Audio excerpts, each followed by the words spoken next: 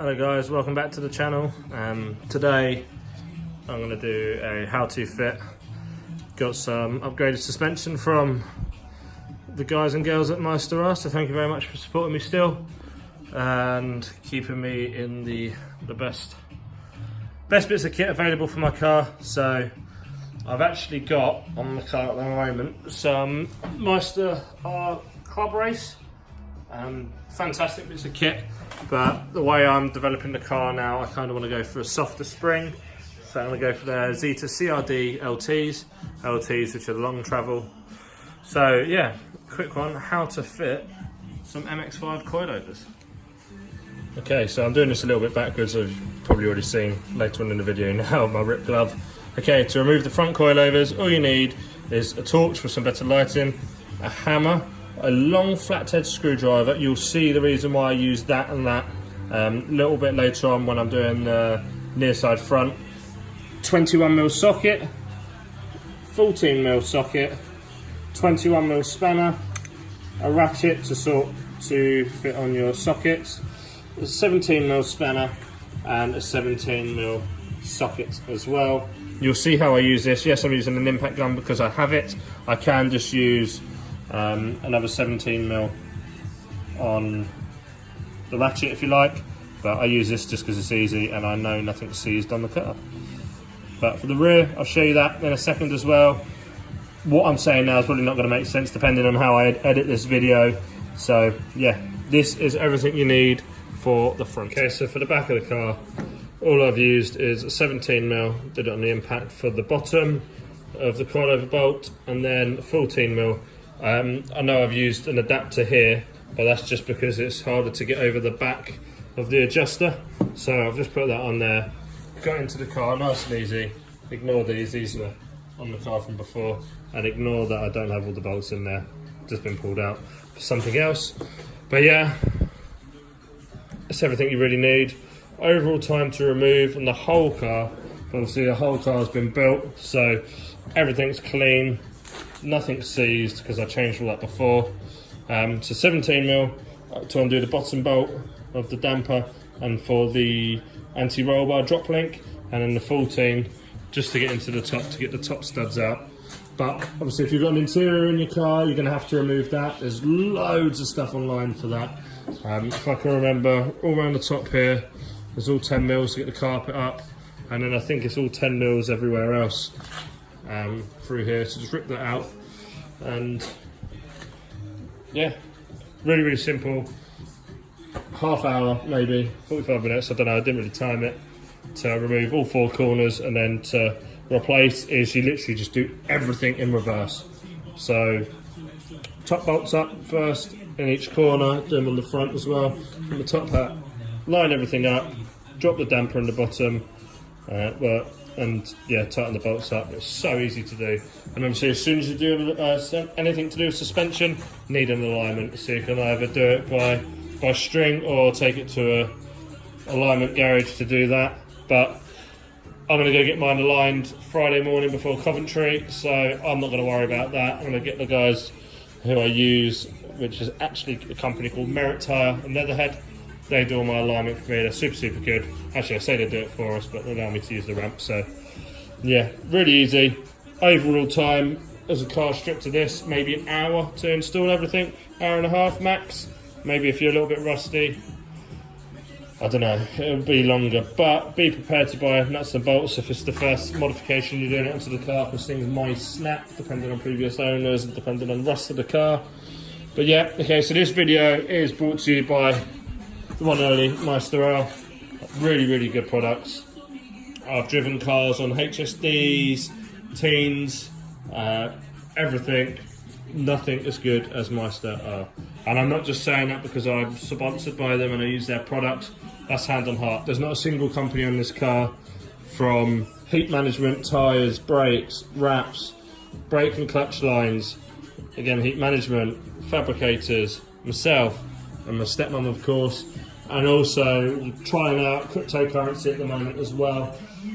Nobody on this car I do not believe in. So obviously I've got others as well. FPM Garage, who made this amazing bash bar at the back, Destroy or Die, who do all my geo stuff, wishbones, hubs, everything else. Boffy Racing, they supplied me with the M2 camber arms. Kept that kind of quiet actually. I did have a video made for them, but I haven't uploaded yet. But again, they're really simple to do. And yeah, all the photographers, Philtopia, Formula G for having the event going. And yeah, thank you to everybody. Yeah, this is the car. Hour max to strip. And then again, I'd leave you another hour to install again. Thank you for watching. Sorry for me rabbiting on. Miata as well, forgot to mention them. Easy job. Out of 10 hardness, 5 out of 10. Depends how knowledgeable you are with the cars. The whole car has been built out of a Halfords 200-piece toolkit. Really simple to do. But yeah. Any issues, just send us a message on Spencer Speed Racing. Either on the website, Instagram, Facebook, any of that, or even on YouTube, and I'll help you out. Thank you for watching. Take care. First step, jack the car up, get up on some axle stands, all the way around.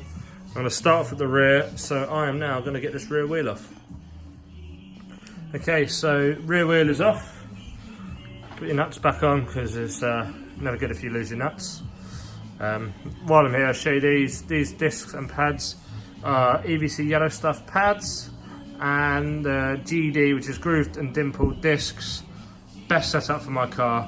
The yellow stuff works good. I could go down to the Ultimax if I wanted to. I used to run those, but I found these equally just as good at cold bite, because the rear of my car is only really used for wanding on my hydro.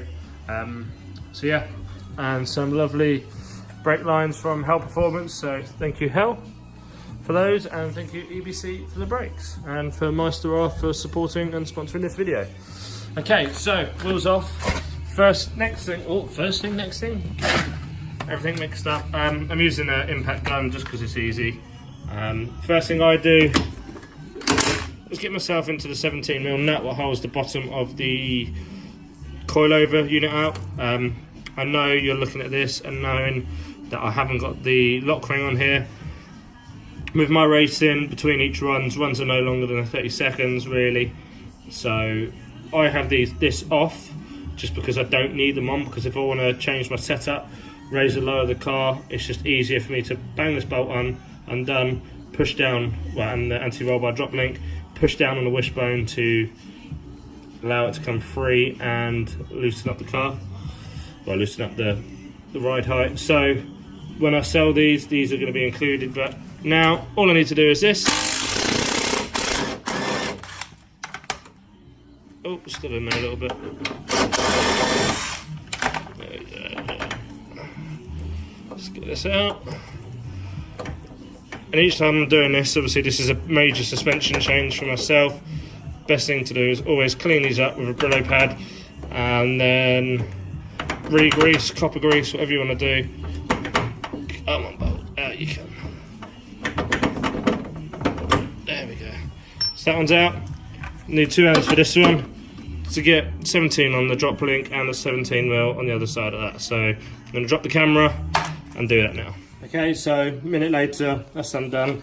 I could push down on the wishbone now to release it, but first, well, I can do it now, but I've already undone the top mounts, but I'm going to show you how to do those. But yeah, if I wanted to, if they were undone, push down on this and it would literally drop out. So up on top of the car, excuse the mess of the overspray, you have a 12 or a 14mm nut here, and one just behind that. Obviously this car, ignore the bad cuts, I don't really care about that because you can't really see it. But if you got this on a standard car, again, excuse the mess, I come back from Speed Machine Festival, today is Wednesday, had bank holiday Monday off, and Tuesday I was just still recovering, so everything's all over the place still. But yeah, this is between rounds, so I'm getting these fitted for Coventry Motorfest. But yeah, anyway, get these out, 214s or 212s, depending on what nuts and bolts did come with your car. And then you can literally push down on the wishbone.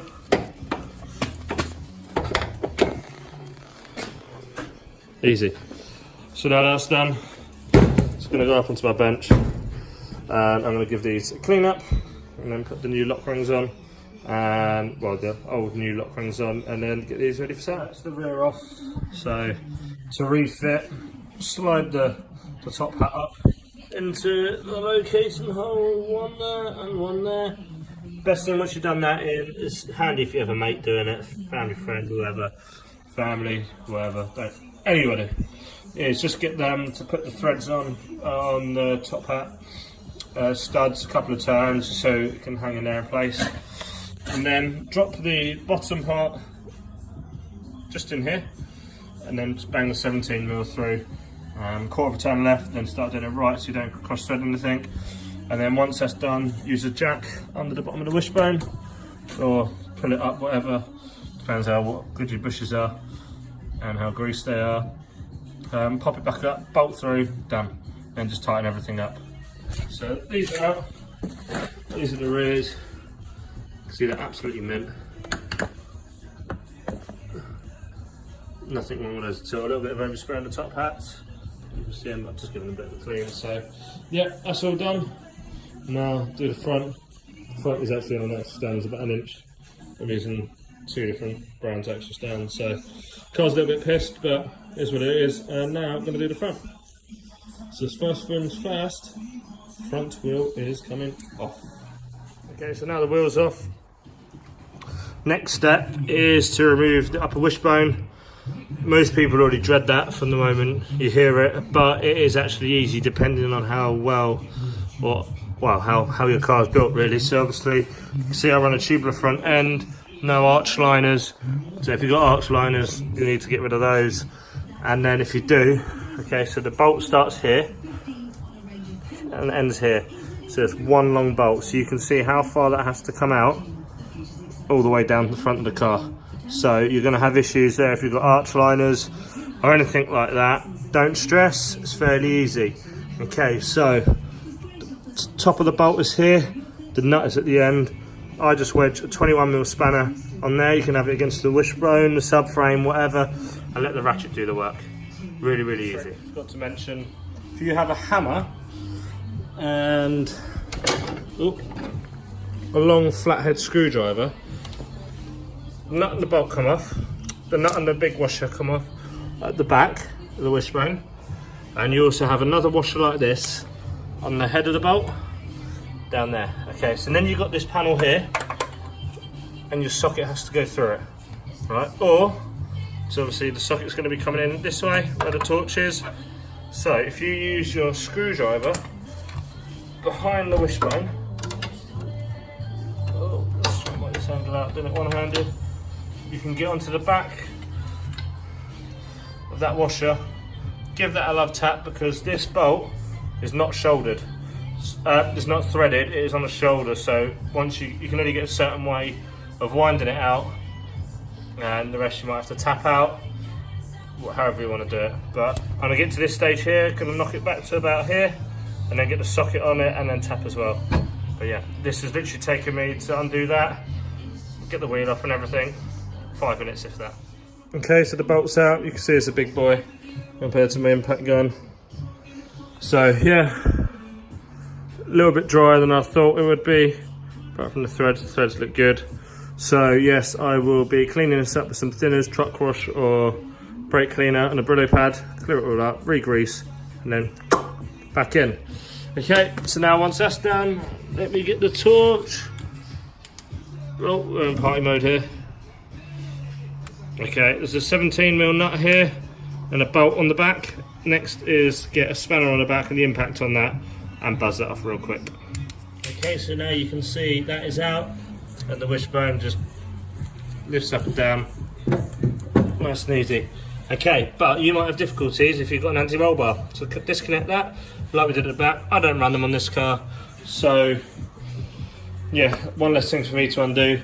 If you've got poly bushes in, these bushes, washers are probably going to fall out, which normally just glow on the end just there. So I can tell you I've lost 2 new ones as I've just dropped this out.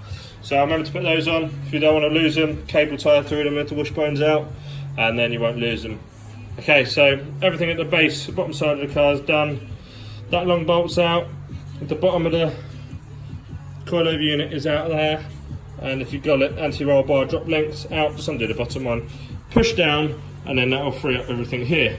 And then we need to go top side of the car. Yeah, I'm being tight on some gloves. Into the engine bay.